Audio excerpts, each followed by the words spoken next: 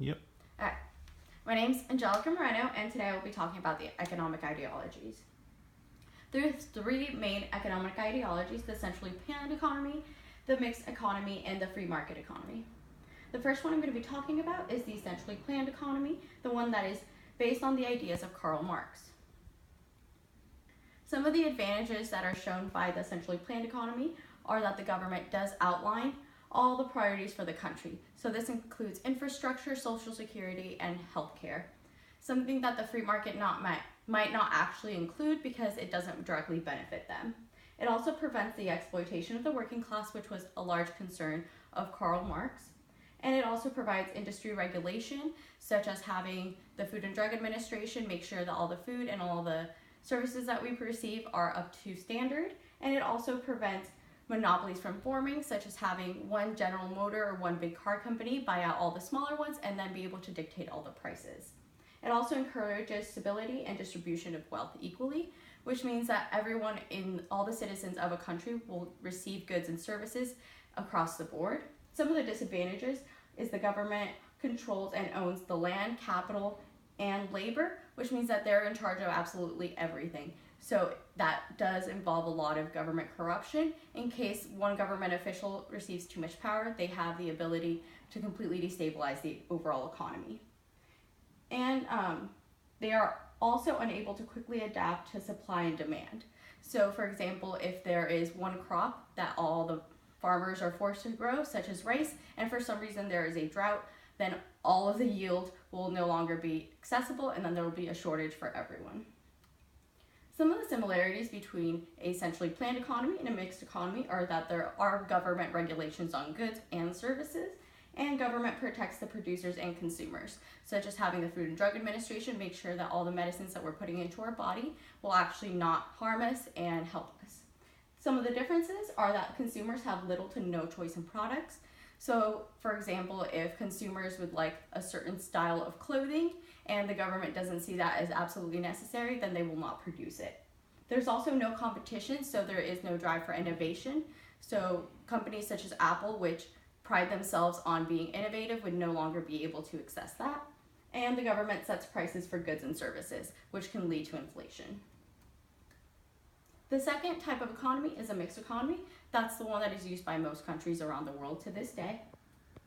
Some of the advantages of a mixed economy are that it mixes the good from the centrally planned and the free economy. The government guides and regulates, which means it also includes some kind of government interference to ensure the protection of consumers and producers. And resources are also owned by the individuals, so they are responsible for their own resources. Some of the disadvantages are that it is difficult to find a perfect balance between the market and the consumer and the producers, and along with government interference.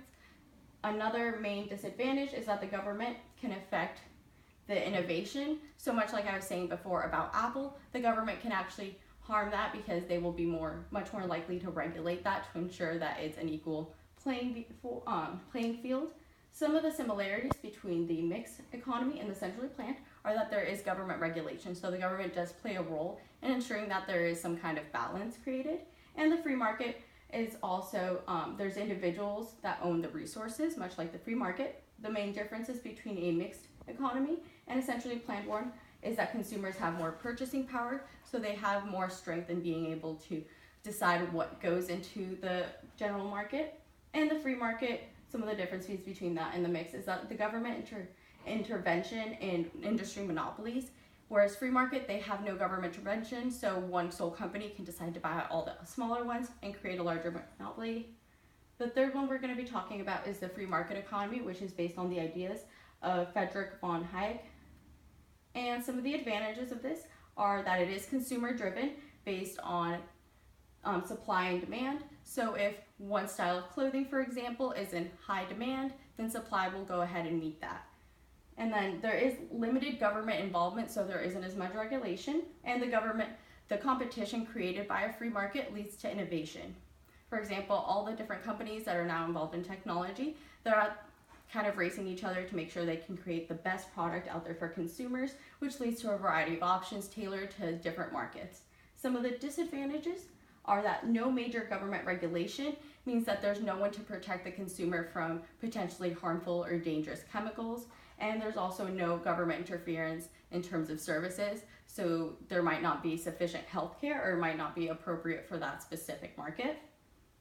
Production can also be outsourced to third world countries or other countries where production might be cheaper, so that would also affect the overall unemployment rate and the country of origin's economy.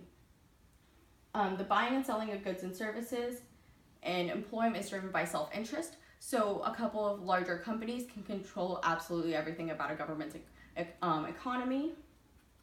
And some of the similarities between a mixed and the free market are that resources are owned by individuals. So for example, one farmer can buy acres of land, have his own lumber mill, and create his own paper products. Prices are controlled by consumers, much like in a mixed economy. Some of the main differences between a centrally planned and a free market is the resources are owned and controlled by the government in a centrally planned economy, and the private companies can provide goods and services in a free market, which leads to having more variety. That's it.